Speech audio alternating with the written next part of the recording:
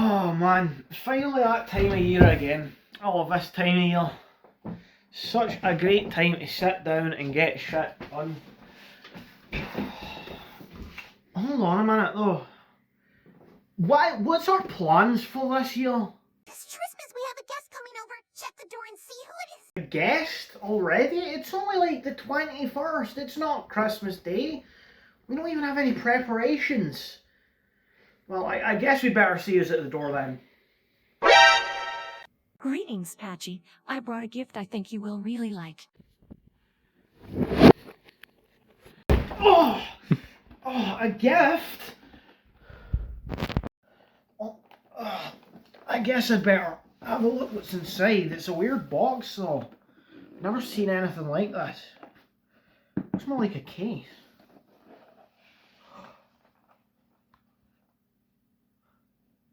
Oh, I guess we'd better talk about this sweet little gift.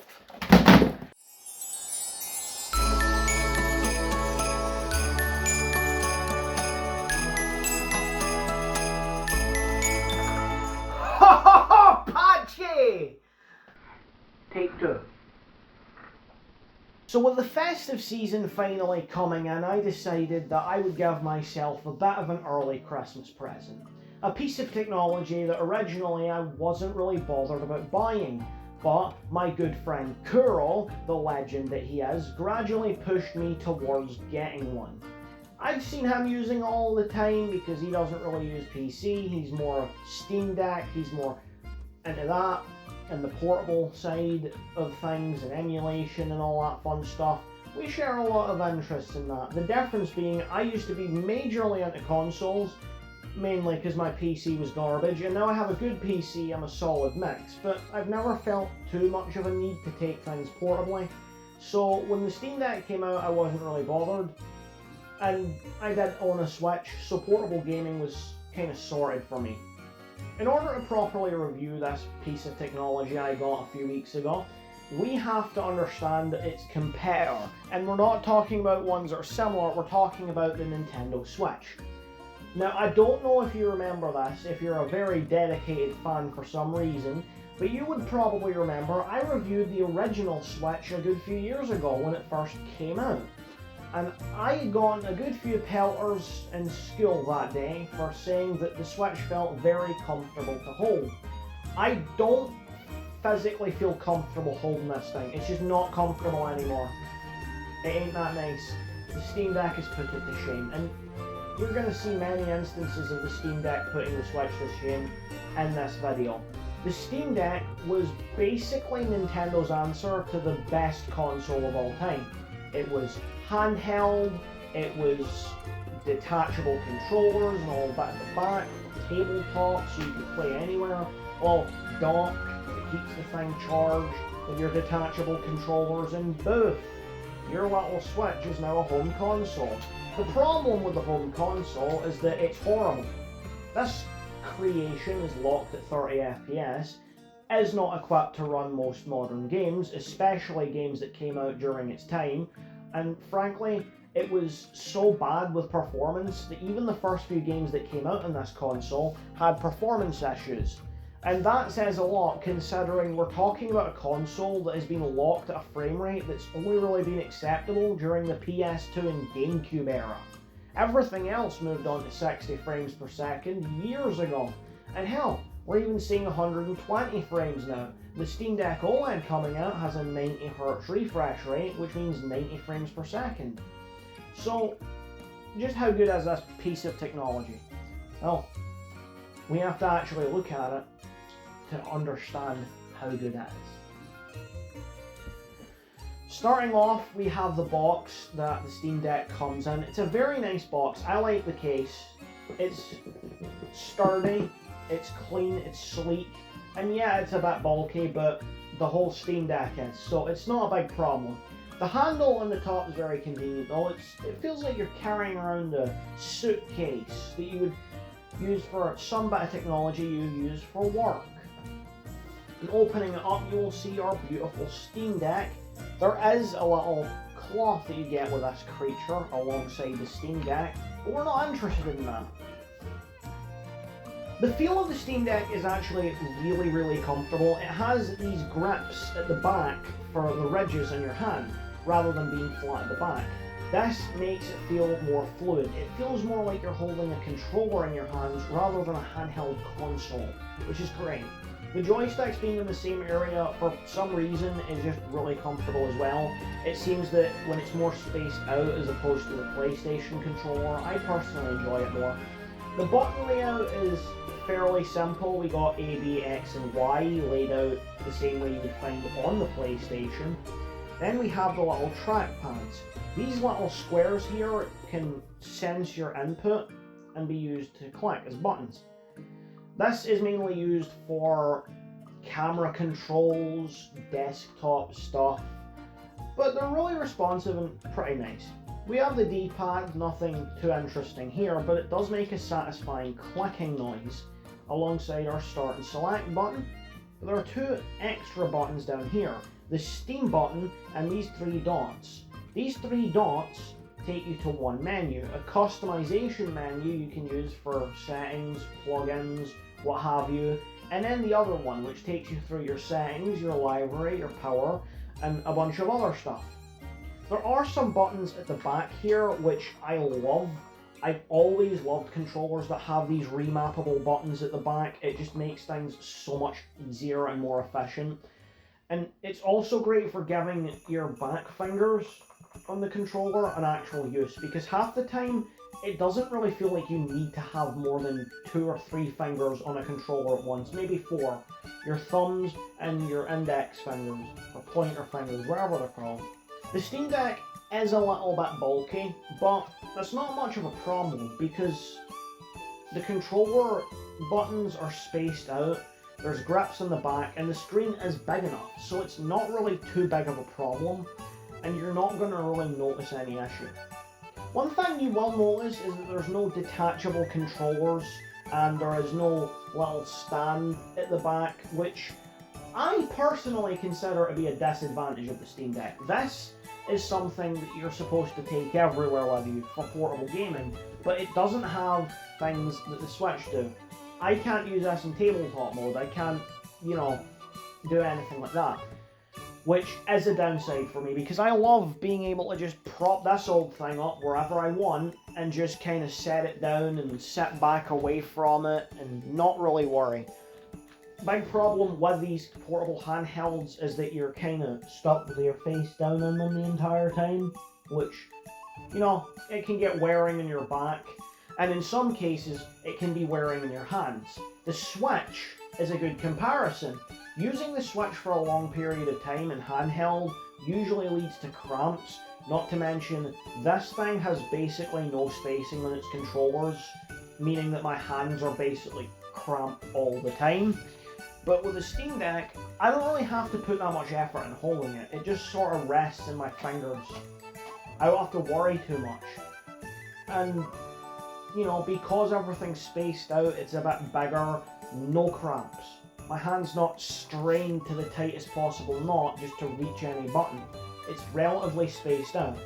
The D-pad and the actual A, B, X, and Y buttons are closer to the edges than the thumbstick. This means they're closer to the rest of your hand. So if your thumbs can reach the actual joysticks, they'll get to the buttons no problem. I mean, it's the same with every controller, but let's be honest, it's still very nice, and it has a different feel to it on the Steam Deck. Let's see. So, we've covered the actual feel of the Steam Deck, but now it's time to get into some of the features of the Steam Deck. And honestly, this is where the entire thing shines, because it's more than just a comfortable to hold piece of handheld technology. It is one of the greatest pieces of technology I've ever seen. So, some of the features that the Steam Deck includes that are better than even things like the PlayStation and Xbox is a level of freedom. You can have full customization of how your Steam Deck works with plugins, allowing you for boot animations, music and custom sound effects. You can even change the way that the UI looks. I saw one thing where you can literally just have the Nintendo Switch UI on your Steam Deck.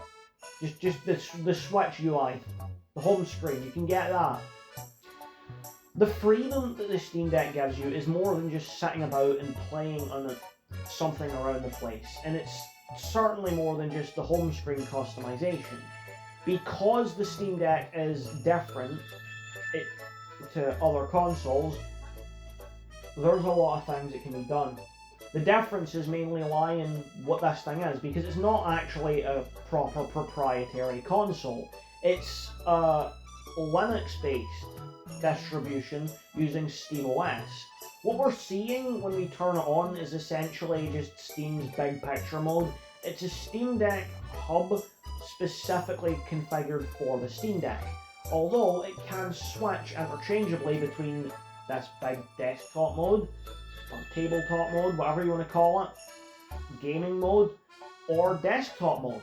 Because that's right, this thing is literally just a full-on desktop computer inside of a handheld machine.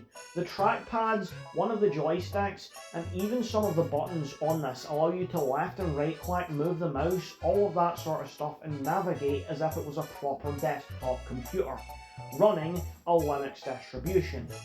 Linux is getting a lot better than it used to be for gaming, to a point I personally switched to Linux Mint a little while ago.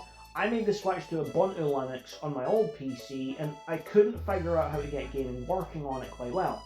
But with my new PC, with better hardware and better knowledge in Linux, I went and made the switch to Linux Mint, which is just better than Ubuntu in my opinion. Despite being Ubuntu based, I could go into that for a while, but I'm not going to.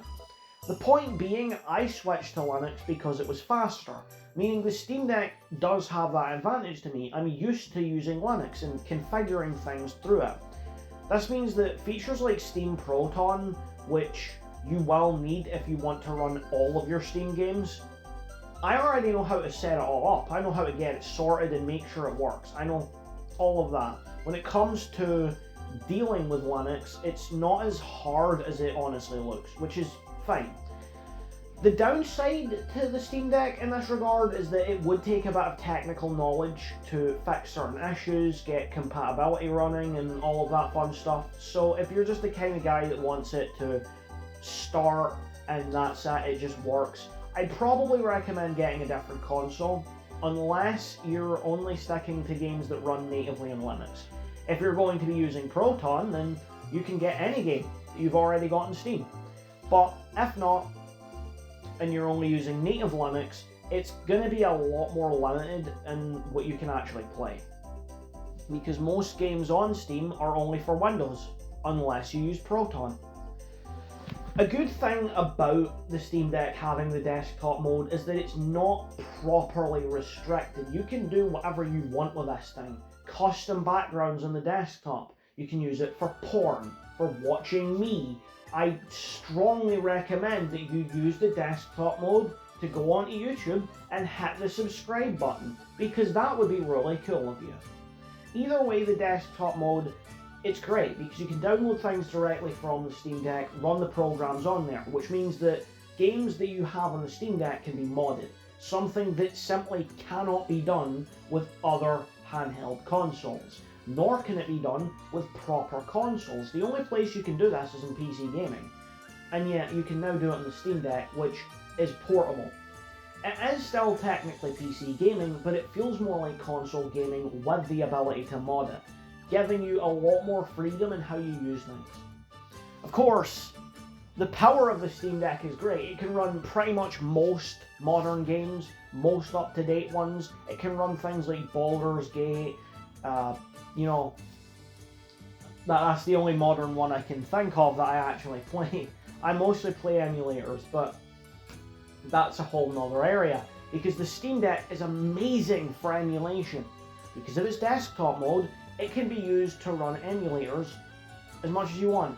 Not just the RetroArch on Steam. You can get things like Yuzu, Citra, Dolphin. You can get any emulator you want working in this thing. I got emulators running through EmuDeck, which allows me to play basically any emulator I want. Ones I have configured on my Steam Deck are dumped files I already had on my PC. I just transferred them over and now, there we go. All of my favourite games that are on old consoles that are either impossible to find, overly expensive, or constantly run into technical issues, I can now just take on the go with me. I don't have to worry about the controls of PC because the Steam Deck is a controller-based gaming system. Oh yeah, I could just plug a controller into my PC, but I can't just take my PC around everywhere. This allows me to play all games that I can emulate portably. Most games running through emulators will work on Steam Deck. If you know how to configure it, it will work. Simple as that. If you can get it running in your PC, I will guarantee you can get it running on Steam Deck.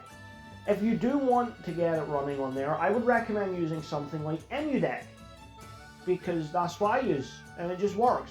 All that configuration, and there we go. A good thing about the power of the Steam Deck when it comes to emulation is that most emulators can be heavily upscaled.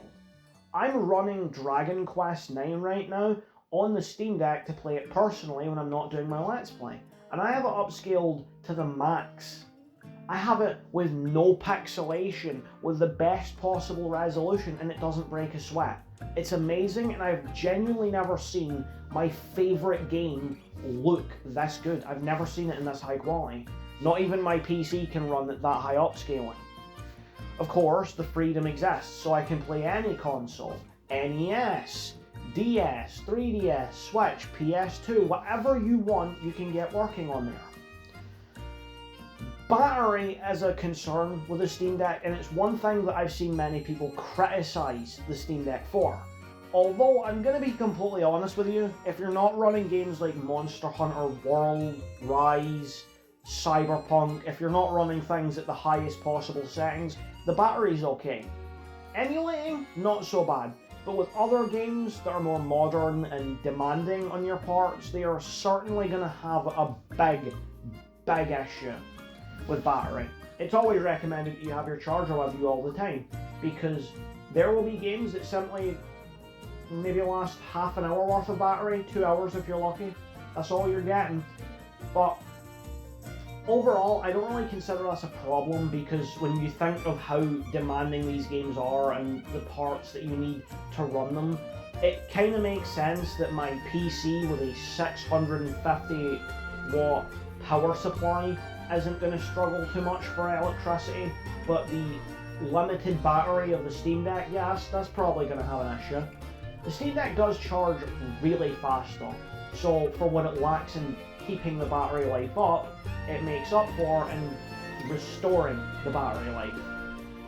It's amazing for that. Now the freedom of the Steam Deck alongside how it runs with everything perfectly, amazing. But there's one thing that we need to get right out there, because it's a big thing, it's an important thing.